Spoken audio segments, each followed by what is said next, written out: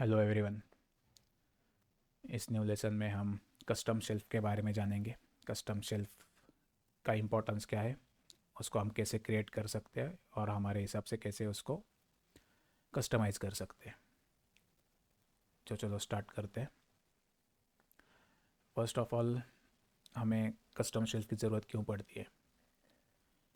होता क्या है, माया के अंदर आप अगर कुछ क्रिएट कर रहे हो तो आपको बहुत सारे टूल्स की ज़रूरत पड़ती है। तो हर टाइम हम मैन्युअली जाके टूल्स ढूंढेंगे तो उसमें टाइम जाता है। तो कुछ टूल्स होते हैं जो हम बार बार यूज़ करते हैं, अगर वो एक ही जगह पे हमें अरेंज मिलेंगे तो हमारा टाइम बचता है। तो वो बचाने के लिए रेडीमेड शेल्फ्स भी मौजूद है यहाँ पे। ये जो ऊपर के रेडीमेड शेल्फ्स है पर्टिकुलर डिपार्टमेंट के अकॉर्डिंगली है। जैसे यहाँ पे मॉडलिंग के टूल्स हैं, यहाँ पे स्कल्पटिंग के, यहाँ पे रेंडरिंग के। तो वैसे ही मुझे मेरा टूल सेट क्रिएट करना है। जो टूल्स मैं बार बार यूज़ करता हूँ वो एक ही जगह पे असेंबल करके रखने हैं। तो इसके लिए माया के अंदर आपको एक कस्टम टैब मिलता है। तो ये पहले से उन्होंने एक टैब दे के रखा है जो शेल्फ एम्प्टी रहेगी। तो ये कस्टम शेल्फ एम्प्टी है, यहाँ पे हम हमारे हिसाब से टूल्स ऐड कर सकते हैं। तो उसको हम ऐड कैसे करेंगे? तो ऐड करने के लिए आपको कंट्रोल प्लस शिफ्ट दबा के रखना है और जो भी टूल आपको इस शेल्फ के अंदर ऐड करना है उसके ऊपर जाके क्लिक करना है। जैसे फॉर एग्जांपल मैं प्रिमिटिव्स लेके स्पीयर ऐड करता हूँ, उसके बाद मैं क्यूब पे क्लिक करता हूँ तो आपको यहाँ पे दिखाई देगा दोनों ऐड हो गए। तो फिर से एक बार करते हैं, कंट्रोल शिफ्ट दबा के रखना है, जो भी टूल आपको चाहिए उसके ऊपर जाके क्लिक करो।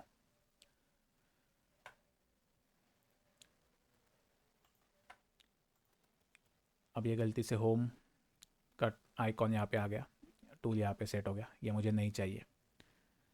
तो इसको निकालने के लिए उसके आइकॉन पे क्लिक करो, राइट क्लिक करो और डिलीट करो। तो इसी अकॉर्डिंगली मैं कंट्रोल शिफ्ट दबा के जो टूल हम बार बार यूज़ करते हैं वो ऐड कर सकता हूँ। Edit, delete by type, history, modify, centre pivot और फ्रीज ट्रांसफॉर्म। तो ये मैंने मेरे हिसाब से कस्टम शेल्फ क्रिएट कर लिया। अब ये जो कस्टम टैब है शेल्फ के इधर, ये पहले से मौजूद था। अगर मुझे मेरा एक कस्टम टैब क्रिएट करना है मेरे अकॉर्डिंगली, जो उसका नाम भी मेरे अकॉर्डिंगली हो, मॉडलिंग के लिए मुझे एक टैब क्रिएट करना है जिसमें सिर्फ मॉडलिंग के टूल से मैं उसमें ऐड करके रखूँगा। तो वो कैसे करते हैं हम देखते हैं। तो उसके लिए हमें यहाँ पे आना है, इधर क्लिक करो, यहाँ पे आपको न्यू शेल्फ का टैब मिलेगा। जैसे आप न्यू शेल्फ के ऊपर क्लिक करोगे नाम डाल सकते हो। तो यहाँ पे मैं नाम डालता हूँ माया फ्यूल मॉडलिंग। ओके, नया टैब मिला शेल्फ में जो कि एम्प्टी है और मेरे अकॉर्डिंगली मैंने उसको नाम दिया। अब इसके अंदर मैं मेरे अकॉर्डिंगली टूल्स ऐड करूँगा जो मैं बार बार यूज़ करता हूँ। स्पीयर लिया, क्रिएट, क्यूब,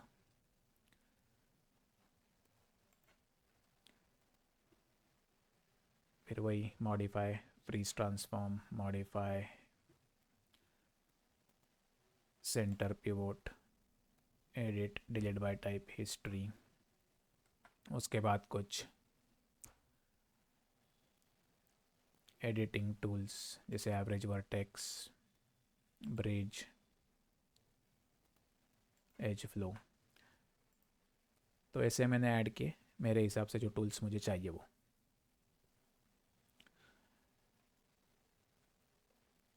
उसके बाद हम देखते हैं इन टूल्स को कैसे हम और मॉडिफाई कर सकते हैं, आइकॉन्स को चेंज कैसे कर सकते हैं और इसका सीक्वेंस कैसे चेंज कर सकते हैं। जैसे अगर मुझे ये सीक्वेंस चेंज करना है, इस टूल को इधर लेके आना है, इस टूल को यहाँ पे लेके आना है, तो ये सीक्वेंस कैसे चेंज करेंगे? तो उसके लिए हमें सेटिंग्स में जाना है और यहाँ पे आपको मिलेगा शेल्फ एडिटर। शेल्फ एडिटर के अंदर जाओगे तब आपको यहाँ पे लेफ़्ट साइड पे ऊपर के जो यहाँ पे टैब्स है अलग अलग उनके नाम दिखाएंगे। तो लास्ट वाला हमारा टैब है माया फ्यूल जो हमने क्रिएट किया है, और उसके अंदर जो भी आइकॉन्स है या टूल्स है वो यहाँ पे दिखाई देंगे। तो फर्स्ट स्पीयर है, सेकंड क्यूब है, थर्ड कोन है, फिर फ्रीज ट्रांसफॉर्म, तो वही सीक्वेंस है। और जैसे मैं उस टूल या आइकॉन पे या नाम पे क्लिक कर रहा हूँ तो यहाँ पे आपको रीनेम का ऑप्शन आता है। तो मैं इस प्रिमिटिव का नाम चेंज कर सकता हूँ, यहाँ से क्यूब का नाम भी मैं चेंज कर सकता हूँ। मुझे लगता है क्यूब का नाम मुझे बॉक्स करना है तो मैं यहाँ से बॉक्स कर सकता हूँ। हालांकि ये रिकमेंडेड नहीं है, या आप करो मत ऐसा कुछ, जो डिफ़ॉल्ट नाम है वही रहने दो। आइकॉन भी हम चेंज कर सकते हैं, नीचे आइकॉन्स आते हैं और उस आइकॉन का लोकेशन, अगर आपको कुछ आइकॉन भी चेंज करना है तो आप चेंज कर सकते हो। इस लोकेशन पे जाके नया आइकॉन का इमेज ऐड करो और यहाँ से आप चेंज कर सकते हो। आइकॉन बेटा भी ऑटोमेटिक है, जो साइज़ है उसकी, तो भी आप कस्टम करके चेंज कर सकते हो आइकॉन की साइज़। अगेन ये सब डिफ़ॉल्ट चीज़ें ही अच्छी रहती है। अगर आपको लगता है कि आपको कुछ अलग यूज़र इंटरफेस क्रिएट करना है तो आप ये सब चेंजेस कर सकते हो। बैकग्राउंड कलर भी चेंज कर सकते हो आइकॉन्स के, वो सब चीज़ें। तो अगर मुझे सीक्वेंस चेंज करना है, जैसे ये स्पीयर मुझे सेकंड पोजीशन पे लाना है, तो यहाँ पे आइकॉन्स मिलेंगे आपको नेविगेशन के, मूव अप मूव डाउन। इसको मैं मूव डाउन करता हूँ तो यहाँ पे देखो ये चेंज हो गया।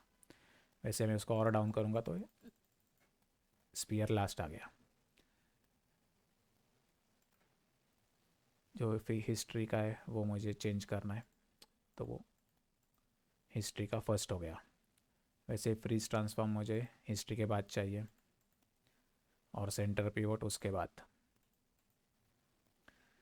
और स्पीयर क्यूब के आगे चाहिए। तो मैं फिर से स्पीयर को पकड़ूंगा और उसको क्यूब के आगे लेके जाऊंगा। तो ऐसे मैंने मेरे हिसाब से शेल्फ को कस्टम किया। तो अगर ये चेंजेस आपको करने हैं तो आपको शेल्फ एडिटर में आके ही करने होते हैं, यहाँ से आप नहीं कर सकते।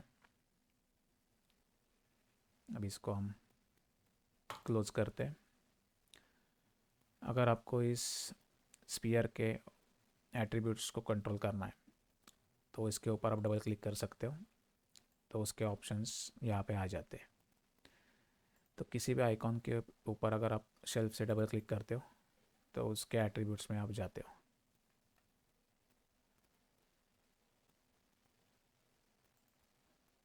अब हम देखते हैं सेपरेटर कैसे ऐड करते हैं। सेपरेटर्स क्या होते हैं? ये जो आप शेल्फ देख रहे हो, इस बीच में एक लाइन दिख रही है, ये लाइन इंडिकेट करती है डिफरेंस, यानी ये टूल्स का एक सेट अलग है, ये टूल सेट अलग है, यहाँ से यहाँ टूल सेट अलग है। तो वैसे ही मुझे यहाँ पे सेट अलग करने, फ्रीज ट्रांसफॉर्म हिस्ट्री और सेंटर पिवट का एक सेट, बेसिक प्रिमिटिव का एक सेट और एडिटिंग टूल का एक सेट। तो इन तीन को एक लाइन से मुझे सेपरेट करना है। जैसे आपको वो लाइन यहाँ पे दिखाई दे रही है वैसे ही लाइन मुझे मेरे शेल्फ के अंदर भी क्रिएट करना है। तो उसके लिए हम स्क्रिप्ट एडिटर की मदद लेंगे। तो ये करने के लिए आपको स्क्रिप्ट एडिटर में जाना है। तो स्क्रिप्ट एडिटर में पाइथन में नहीं जाना है, मेल में जाना है। मेल में जाके आपको ये टाइप करना है, ऐड शेल्फ सेपरेटर। इसको मैं कॉपी करता हूँ, कंट्रोल-C कंट्रोल-V, और इसके बाद फाइल पे जाओ और सेव स्क्रिप्ट टू शेल्फ बोलो और इस स्क्रिप्ट को नाम दो।